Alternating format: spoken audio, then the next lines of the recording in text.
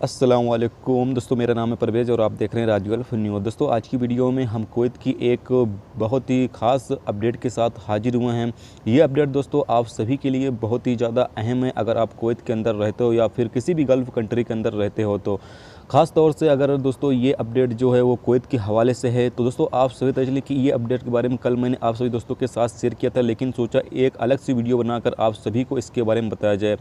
कल दोस्तों मैंने आप सभी के साथ एक न्यूज़ शेयर किया था जिसमें मैंने आपको बताया था कि दो अफराद जो हैं वो अल्लाह ताला के ख़िलाफ़ और नबी करीम सल्लल्लाहु अलैहि वसल्लम के ख़िलाफ़ कुछ गलत लफ्ज़ों का इस्तेमाल किया था। एक वीडियो जो कि वायरल हो गई थी जिसमें उन्होंने गलत लफ्ज़ों का इस्तेमाल किया था, जिस पर कुवैत की पुलिस जो है वो कार्रवाई करते हुए उन्हें गिरफ़्तार कर चुकी है और उनके ख़िलाफ़ सख्त एक्शन लिया जा रहा है। तो दोस्तों आपको बताए चलें कि अगर आप कुवैत के अंदर रहते हो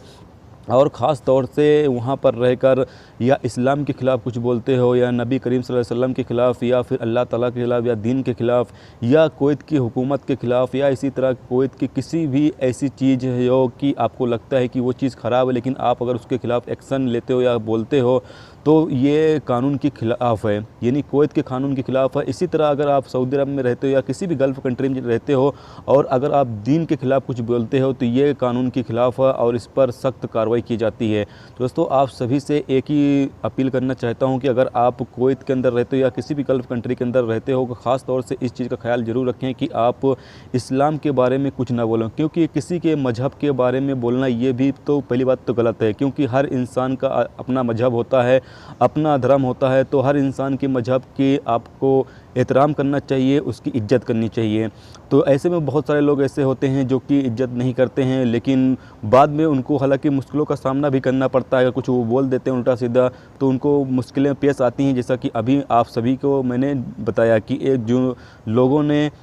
नबी करीम सल्लल्लाहु अलैहि वसल्लम के ख़िलाफ़ और अल्लाह ताला के ख़िलाफ़ गलत लफ्ज़ों का इस्तेमाल किया था, उन्हें गिरफ़्तार कर लिया गया है। तो ऐसे में दोस्तों आप सभी लोग भी होशियार रहें कि कभी भी इस तरह के मैसेज या आपके पास आते हैं कि जिसमें कोई हुकूमत के ख़िलाफ़ कुछ बोला गया हो या फिर नबी करीम सल्लल्लाहु अलैहि वसल्लम के ख़िलाफ़ या दीन के यानी इस्लाम के ख़िलाफ़ कुछ बोला गया हो, तो ऐसे मैसेज को आप ना ही खुद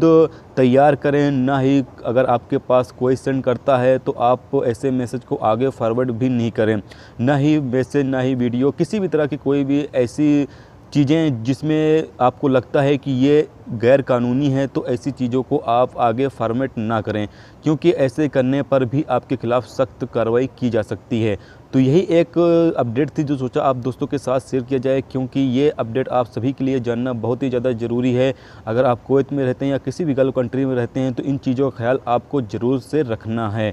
तो आज की वीडियो में दोस्तों बस इतना ही। उम्मीद करते हैं ये वीडियो आपको पसंद आई होगी। पसंद आई हो तो प्लीज़ वीडियो को लाइक करना, मेरे चैनल पे नए हो तो प्लीज़ चैनल को सब्सक्राइब करके साथ में बेल के आइकन को जरूर प्रेस कर देना, जिससे जब भी मैं कोई न्यू वीडियो डालूँ उसका नोटिफिकेशन आप दोस्तों को मिलता रहेगा। चलिए दोस्तों फिर मिलते हैं नेक्स्ट वीडियो में नेक्स्ट टॉपिक के साथ। जब तक रखिए अपना ख्याल, रखिए, खुदा हाफिज़।